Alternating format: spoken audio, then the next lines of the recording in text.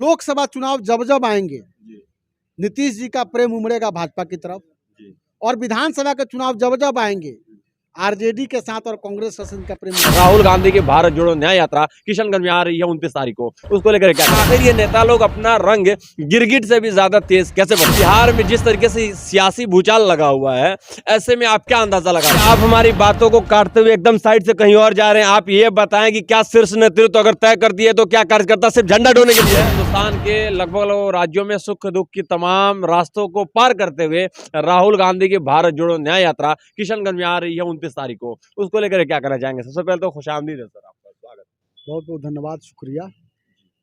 और हलचल खबर के माध्यम से मैं कहना चाहूँगा कि भारत जोड़ो न्याय यात्रा जो है, श्री राहुल गांधी जी ने 14 जनवरी को किसी अथी से मणिपुर से शुरू किया था, और मणिपुर, मेघालय, अरुणाचल प्रदेश, असम, बंगाल होते हुए बिहार के किशनगंज में 29 जनवरी को प्रवेश कर रहा है। जो यात्रा किशनगंज, अररिया, पूर्णिया, कटिहार से होते हुए फिर बंगाल में प्रवेश करेगा।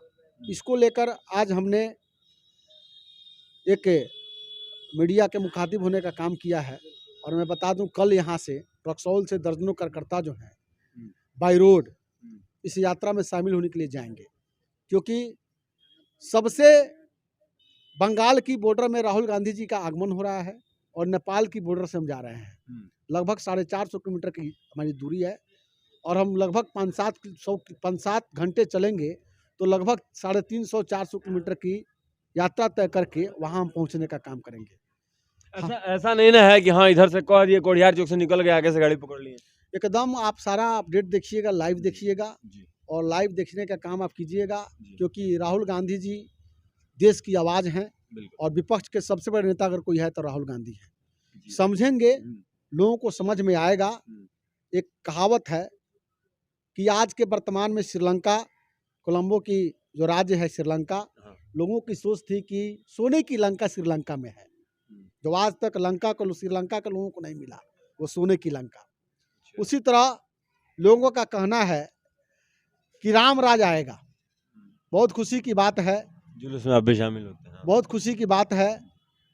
सबसे पहले तो हम सनातन धर्म को मानने वाले लोग हैं। हिंदू, मुस्लिम, सिख, ईसाई आपस में भाई की भाईचारे को बात करने वाले लोग हैं। धर्मनिरपेक्ष पार्टियां के हम समर्थक लोग हैं। किसी सांप्रदायिक माहौल को बिगाड़ने का काम नहीं करते हैं। अब राम मंदिर बन चुका है, जैसे बनवाएं, अधूरे राम मंदिर में प्राण प्रतिष्ठा करा दें। इंसान का कोई वजूद नहीं है कि निर्जीव पत्थर में प्राण डाल दे उसमें प्राण आ जाए। यह कहावत है, चरितार्थ है, लोग उसको भुलाने का काम करते हैं। अब राम मंदिर बन चुका है। अब हमारे देश के प्रधानमंत्री जी रोजगार देने का बात कीजिए, स्वास्थ्य वो सारी बात की है, अभी तो आपने बता दिया। अब हम आते हैं बिहार के मुद्दे को लेकर के, कि बिहार में जिस तरीके से सियासी भूचाल लगा हुआ है, ऐसे में आप क्या अंदाजा लगाते हैं? अभी तो आरजेडी के एक नेता जी कह रहे हैं कि अब आरजेडी साइड हो गया, और बीजेपी के साथ अलायंस करके जदयू और नीतीश कुमार जी अपना चेहरा फिर से मुख्यमंत्री के। देखिए, नीतीश जी तो कभी महागठबंधन में थे ही नहीं। मैं आपको बता दूं, 2000 में नीतीश की सरकार बनती है। 22 सालों का जदयू भाजपा का गठबंधन 2014 में जब नरेंद्र मोदी जी प्रधानमंत्री के फेस होते हैं, तो उस समय नीतीश जी को पेट में दर्द होने लगता है, और कहते हैं मैं भी प्रधानमंत्री का उम्मीदवार हो सकता हूं, और गठबंधन तोड़ देते हैं। 2015 में 243 विधानसभा सीटों पर चुनाव होता है, और महागठबंधन एक साथ चुनाव लड़ता है, और 180 सीटों का मैंडेट लेकर सरकार बनती है।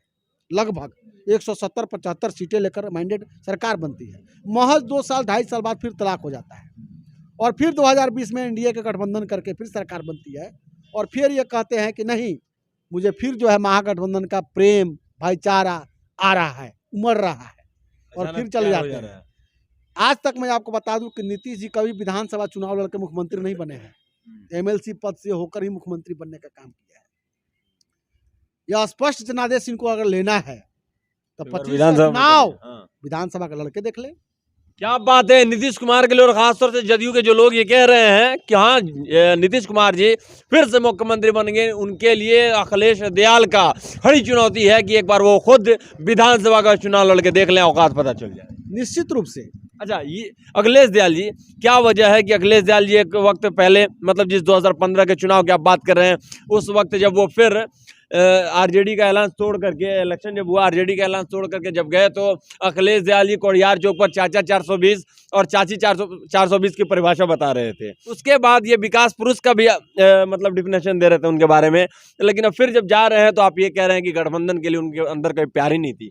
इन चीज़ों को हम कैसे लें कि आखिर ये नेता लोग अपना रंग गिरगिट से भी ज्यादा तेज कैसे बदल लें? दो शब्द में आपकी बातों को मैं विराम दूंगा।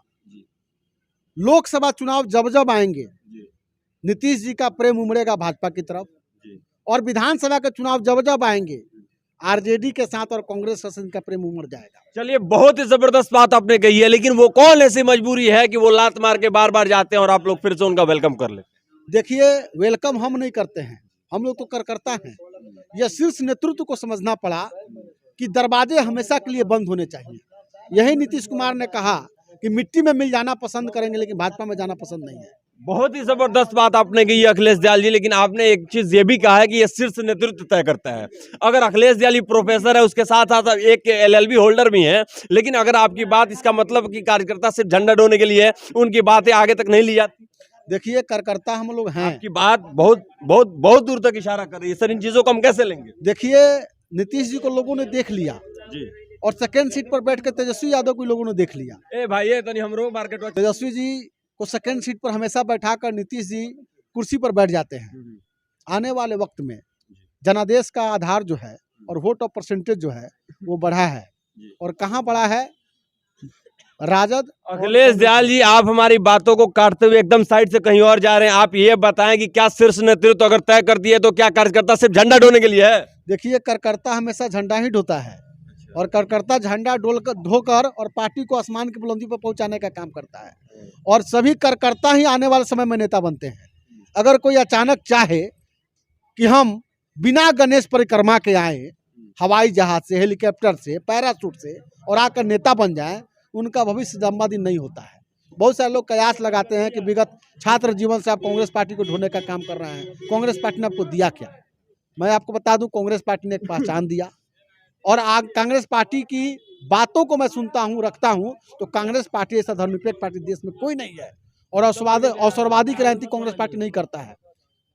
जी दोस्तों, तो ये हमारे साथ मौजूद थे प्रोफेसर अखिलेश दयाल जी। आपने इनकी बातों को सुना, आपको इनकी बातें कितनी अच्छी लगी, क्या सही लगी, क्या गलत लगा, और खासतौर से इन्होंने जो अपनी बातों को कन्नी काटते हुए अपनी बातों को रखने में सफल हुए। लेकिन आप लोग इन चीज़ों को लेकर क्या सोचते हैं कि क्या कार्यकर्ता सिर्फ झोला ढोने के लिए है या और चीज़ें? और खासतौर से इन्होंने भारत जोड़ो न्याय यात्रा, जो कि राहुल गांधी की न्याय यात्रा है, और वो किशनगंज 29 तारीख को पहुंचने वाली, उन चीज़ों को लेकर आप क्या सोचते हैं? आप हमें हमारे कमेंट बॉक्स में जरूर बताएं। इन्हीं तमाम खबरों के साथ मैं फखरुज्जमान हलचल खबर देखने वाला दर्शकों का बहुत बहुत धन्यवाद, शुक्रिया।